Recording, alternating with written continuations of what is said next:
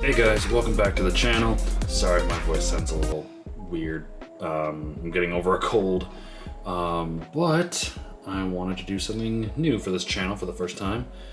We are doing a Dragon Ball Super deck profile. This will be going over my favorite leader, which is Super Saiyan God Goku, and his reverse side, Soul Striker Reborn. He essentially plays to my style, you know, he's not super aggressive, but he's not super defensive. He's like a nice middle ground, and that's what I really like about this game, or I guess how I prefer to play this game. It's just kind of middle ground. And check out the sweet custom Goku sleeves. Oh, they look so good. Courtesy of yourplaymat.com. I actually got my customized YouTube channel playmat here, done by the same thing, done by the same company. Basically, when you put an order in, which I did for the custom sleeves, they give you a coupon for 10% off your next order. So I was like, screw it, why not get a playmat? And this is really nice quality. But let's get beyond that. Let's talk about the deck.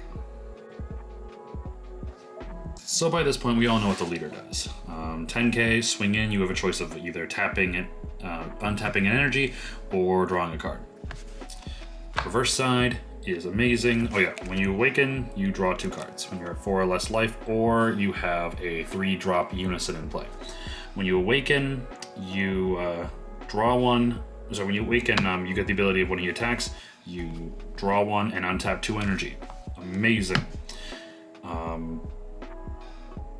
And then at the end of your turn, choose one of your blue unisons and switch it to active mode, which doesn't really do much in this game, but you know, unless you have a defensive unison. But yeah, leader, I love it. So for start with the unisons, I run 4 of the Baby the Unknown Parasite. He's probably the best 3-drop unison in the game. I run 2 of the Majin Buu Assault of the Agents of Destruction. He's kind of my late game unison. And then I run 1 of the Tapion Hero Revived unisons. In this deck, you obviously want to be able to get a 3-drop unison on turn 3, so I run a total of 5 of them. I prefer to get this one, but he's not bad either, being 19k. He gets a Spirit Boost ability, and he essentially does the same thing. You just can't attack with him, but you know, it's fine by me. He can be more defensive if I need to. But yeah, these are the unisons I run.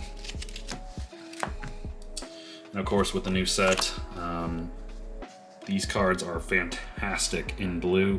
Tapion Calamity Challenger. He's a double strike 20k that you essentially can play for 1 by spirit boosting 1 and having a 3-drop unison in play. And tapping a blue energy, of course. But when you play him, you draw a card, so essentially you just get a 20k beat stick that swings for 2. It's awesome. So essentially by turn 3 you could play that. And of course, like every blue player, you run the Bojack package, which I run 3 Galactic Busters, 2 of the Bojack on a Rampage, and 4 of the Bojack Evildoer. I always think that's a Vegeta card, just because Bojack's in the back, just backhanding Vegeta, but fantastic. You know, it's the Bojack package. You know what it does. You know, basically I use these 6 always for energy, use Galactic Buster defensively to play them. So it's always nice having a card that's pretty much like dedicated energy until you need to play it for much cheaper. And what I've seen lately, and I really like it, is this package, the Super Saiyan Bardock Spirit Resonance with Bardock Great Ape Assault. In case nobody knows this, basically you always play these Bardocks in your energy. I never want to play them for 5 because the Great Ape Bardock's ability is you can evolve this card onto a Bardock with a cost of 2 or more, and you can evolve it from your energy. So play these 3 in your energy, so once again you have dedicated energy, you don't have to worry about it, and then evolve it from this. You essentially, when he is played, you draw a card. He is a 20k double strike blocker. But then, of course, at the end of your turn, switch him back to active mode, and you play the top card of your deck into your energy and risk mode. So it makes up for the energy it takes. I only run 2 because I only have 2, but I ordered a 3rd one, so I'll probably make room in the deck for the 3rd one. And of course, for defensive, you have Chilled Army Reinforcement. Great card to play later on. You know, it's obviously you can neg 1 life to negate the attack and then play a blocker token until the end of the turn. For free, great, gets past those pesky double strikers and triple strikers. Then you have, of course, running blue, so we run Senzu Bean, and I run 2 of the old promo Senzu Bean. And of course my one shiny, love it. You know, it does tap 1, untap 2. It's blue, we all know. So sticking on that train, more defensively is Dimension Magic. Negate the attack, untap blue energy. Great when you actually tap out. Very few times I feel like I tap out in this deck, but it's great when you do because then you can just take a life and tap 2. The last big defensive card is God Sealing Technique. I feel like 4 is a little too much. 3 hits that sweet spot. I really wish this card would put it to the bottom of their deck, which a lot of newer blue stuff kind of leans towards, but it's a staple. It's great, especially with one of the downsides of this card though lately has been people being able to play those big boss monsters for only 2, and like 2 energy, like Wrath of the Dragon, Return of the Dragon Fist, yellow Goku, and some of the big Jiren cards from this last set. But if they pay more than 2 and they don't have the energy to recast it, this is great.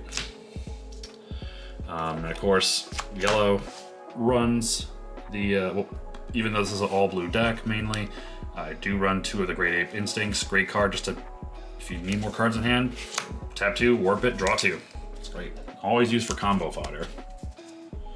All right, so this is where the deck gets a little unorthodox, but I mean, for a while everyone was doing this.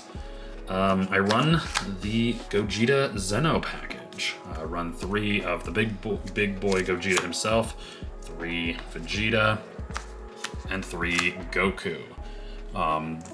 For a while, I really didn't have like a boss monster, like something that's like, I play this is going to be like the finisher.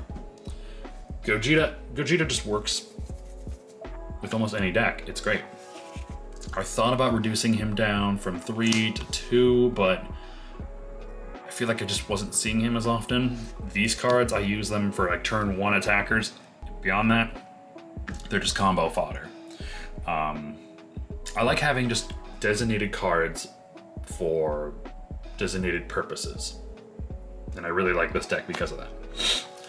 Plus you can play him turn 4, and by turn 4 I have my leader awakened. I can pay 4 to play him, swing him with my leader, untap 2, boom, I'm good again. And honestly, I've never had any issues running like 9 black cards in a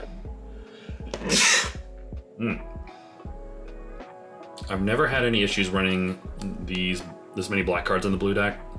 You always run the risk though of the Great Ape Bardock's ability, which is putting one of these cards into your energy tap. That would suck, but it really hasn't happened.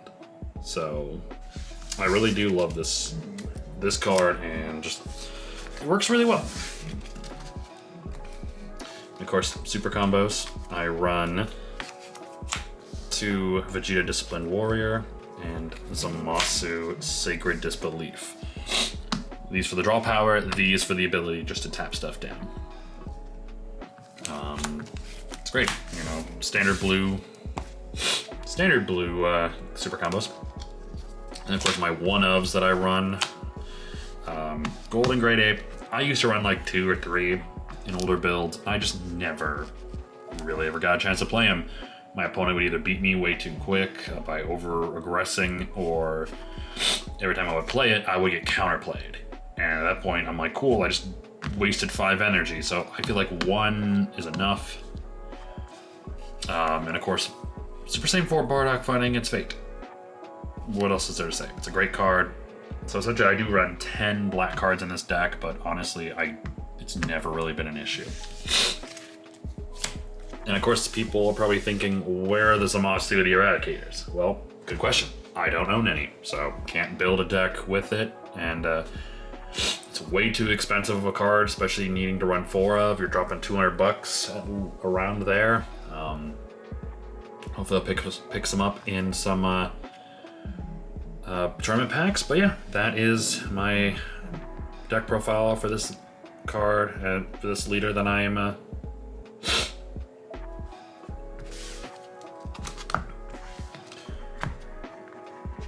Alright, well this is my deck profile for my favorite leader. Hope you guys liked it. If you have any comments, questions, or critiques, definitely leave them down in the comments below.